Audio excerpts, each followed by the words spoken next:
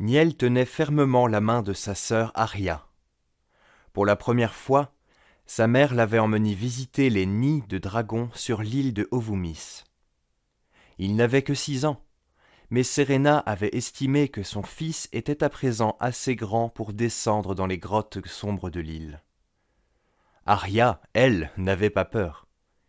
Elle avait déjà accompagné leur mère maintes fois. Cette dernière leur avait expliqué qu'il était très important de veiller à ce que les œufs soient sains et saufs. Niel ne comprit pas tout de suite ce que sous-entendait sa mère.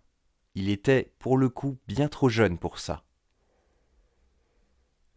Ils continuèrent d'avancer dans le sombre tunnel éclairé uniquement par les torches qu'ils avaient emportées. Seul l'écho de leurs pas résonnait contre les parois. Ils arrivèrent alors au premier nid. Un vrombrissement retentit. Le sol trembla légèrement et les ténèbres se fendirent pour ne laisser apparaître que 2 sphères ambrées. Niel se cacha derrière sa sœur qui inclina simplement sa tête. Le dragon recula, découvrant 2 œufs qui rougeoyaient faiblement. Aria fit éclater sa joie et s'approcha des œufs. Niel juste derrière elle. Avant de partir, leur mère lui avait ordonné une chose, ne jamais toucher aux œufs. Il lui fut difficile de résister, mais l'étreinte de la main de sa sœur lui rappela les mots de sa mère et il se contenta d'admirer les plus beaux objets qu'il n'eût jamais vus de toute sa courte vie. Serena échangea quelques mots avec le reste des adultes présents, puis se tourna vers le dragon et lui adressa la parole. Niel n'entendit rien de sa réponse hormis un ronronnement guttural. Ils continuèrent ainsi toute la journée, passant d'antre en antre pour découvrir ou non s'il y avait de nouveaux œufs ou si certains avaient éclos.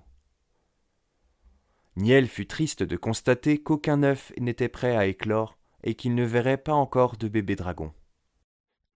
Il était curieux de savoir à quoi cela pouvait bien ressembler. Il avait vu sa petite sœur Eris, et elle ne ressemblait en rien à un adulte miniature. Elle était plus potelée, elle ne tenait pas debout, et sa tête paraissait plus grosse par rapport à son corps. Était-ce la même chose pour les dragons ? Niel passa le chemin du retour à s'imaginer à quoi pouvait bien ressembler un dragon qui venait de naître, puis s'endormit dans les bras de sa mère qui chevauchait son dragon blanc Telden, le dragon le plus imposant d'Obelia. Les semaines qui suivirent, Niel posa 1000 questions à propos des dragons. Il étudia de près sa petite sœur d'à peine quelques mois, qui était, d'après les adultes, en tout point parfaite et en excellente santé. Il fallut le rassurer et lui dire que lui aussi ressemblait à ça lorsqu'il n'était encore qu'un bébé. Mais cela ne répondait pas à ses questions sur les dragons, jusqu'à ce que sa mère lui explique qu'une fois les œufs éclos, les dragons quittaient le nid pour élever les bébés dans un lieu gardé et revenaient une fois les bébés grandis et suffisamment alertes pour se protéger en cas de danger. Autrement dit, personne n'avait jamais vu un bébé dragon naître, sauf peut-être la reine Helena, bien des siècles avant leur ère.